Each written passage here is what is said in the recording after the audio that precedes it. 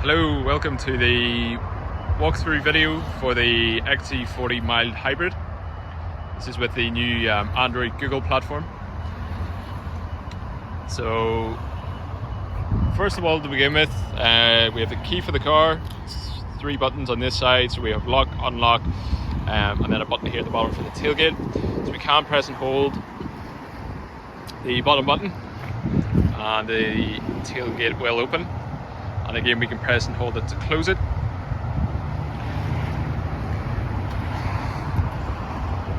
So if your car has the hands-free tailgate as well, if we swipe under the left-hand side of the rear bumper, see there the tailgate will open.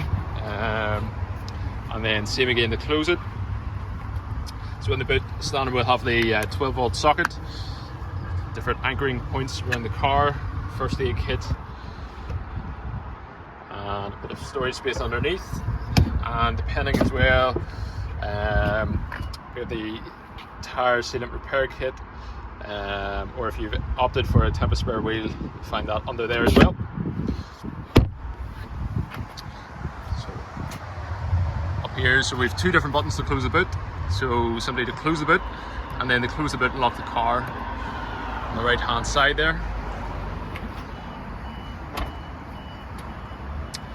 So if your car has the keyless entry, you'll notice a almost dimple on all 4 of the door handles.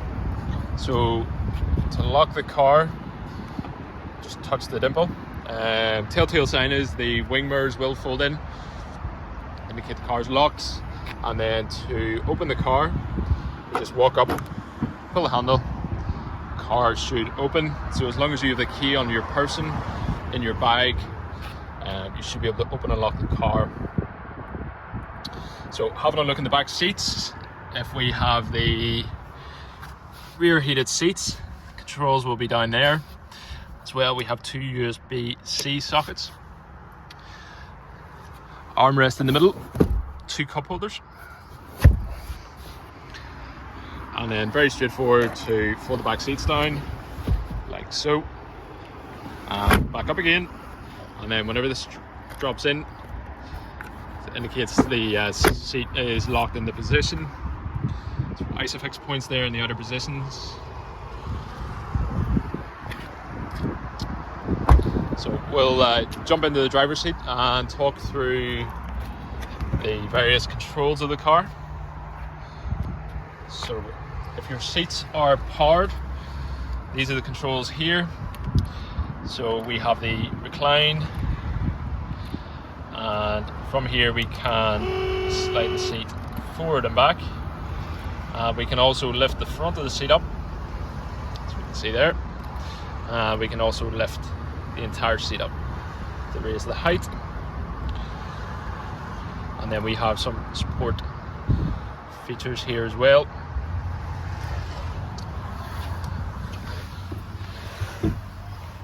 So as well, an option is the memory settings for the driver's seat. So whenever we're saving a setting, if we press M on 1 or 2, as long as you hear the tone to confirm it's been saved. If not, you've maybe left it a bit too long. It has to be done quite quickly. So whenever you get into the car, say somebody's moved your seat, we just press and hold whichever setting we have saved. Down here in the driver's door, we have the window controls, front and rear, child lock for the rear doors and rear windows. Wing mirror controls, so we simply select left or right and use the toggle to adjust the mirrors. And then we have our lock and unlock button. Down underneath the steering wheel, we have the tailgate release button. And on the other side, we have the start stop button. So go ahead and press the start stop. The engine will come on, so as long as your foot's on the brake,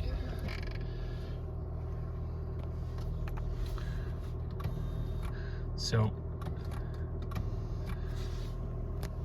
first of all, just to talk you through the controls in the steering wheel. So depending whether you have the pilot assist, adaptive cruise control, or cruise control, these are the controls for that, and your speed limiter. On the right hand side, so we have the voice control button here, so we can activate that, and that will activate the Google voice assistant. Feeling that, we can say, "Hey Google," or we can press the screen in the middle there as well. So loads of different commands with the new Google system. So we can control the likes of the climate control, the heated seats, the Google Maps. If you say, "Hey Google, read me the news," it'll give you a BBC News update, which is about 5 minutes long. You can also ask the weather, any location, so it's quite handy as well. So down below the voice control button, so this button here will take away the Google Maps in the driver's display. Simply just to bring it back on again. Here we have the media control, so volume up and down, change track left and right, and the middle button here will bring up the on-screen menu. So your odometer is actually located in here. We can see here at the bottom right, and then we have some trip computer information there as well. So we'll go ahead and exit out of that. On the left hand side, so fog lights are controlled by these switches here. We have our automatic headlights, so you can put them on manually, so you can put daytime running lights, headlights, put them on auto. Up again for the auto high beam assist, we'll see this button come up, or icon come up on the screen in front of us. So we can see there as well, our daytime running lights are on at the moment. Indicators left and right, all straightforward enough, and then full beams just push it away from you. The reset button here in the end for the trip computer. On the right hand side, so we have our wiper and washer functions. So front wipers on the sensor. So again, whenever that's on, you'll see this icon come up on the screen. So we can actually change the sensitivity of the wipers. This kind of toggle here. So we can put them on manually. You can press it down just to clear it once. And then the rear wiper is controlled by this rocker switch here. The washers, so for the front, pull towards you, and for the rear, push away. And moving on just to the digital driver's display. So Google Maps in the middle, as your sat nav now, which is fantastic. Very good system. Down below that we have the fuel gauge, some trip computer information there, speedometer on the left hand side for speed sign assist. So the radar detection in the car will pick up the speed signs on the road, display them here. So always gives you a good indicator what the speed limit is in the area you're driving in. Up along the top, so we have our light icons there, temperature, seat belt. The red P is our parking brake. So whenever the parking brake's applied, you'll see that indicated there. The right hand side we have the rev counter. We can also see what gear we're in at the moment. So we're currently in park. We go ahead, put it into drive, reverse, neutral, and there's also a manual setting as well. So what you can do is when you're in M, you can then move the gear selector left and right, and move up and down through the gears. Auto start stop indicator below as well, and then the battery icon for the mild hybrid element of things. So moving on just to the center console here, so armrest with plenty of storage underneath. We have our bin which we can take out and empty, so you can actually take the top off this. 2 cup holders, wireless charging pad, 2 USB-C ports. So it's important if you're using Apple CarPlay or later in the future Android Auto, that you use this port here with the white line around it. 12-volt socket up front as well, and we have a bit more storage in this compartment. Here we have our parking brake, so lift to apply, press it down to release, auto hold. So essentially whenever this is enabled, you stop in traffic, The car will automatically hold itself, and then to release it you just drive as normal. Gear selector, so no buttons or anything to press, simply just back and forth.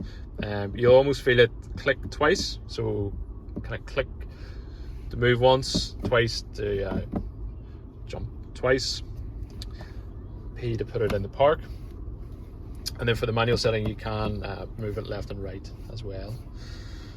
So just up here we have further media controls, so volume, wheel, play, pause, we can change track or radio station, these two buttons here. Climate control for the front and rear windscreen. If you have a heated front windscreen, press it once to activate, press it twice to turn on the climate control in the front windscreen, press it a third time just to cancel that completely.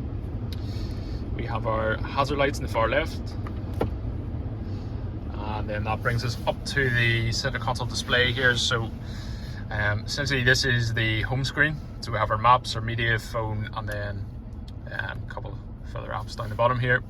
So to always get you back to this screen, press the button at the bottom. So up at the top here we have the Google Maps, so you can either type on the screen or you can talk to the car. So you can say again, hey Google, take me to such and such, or find petrol station, and so on. Down below that we have our radio, Bluetooth.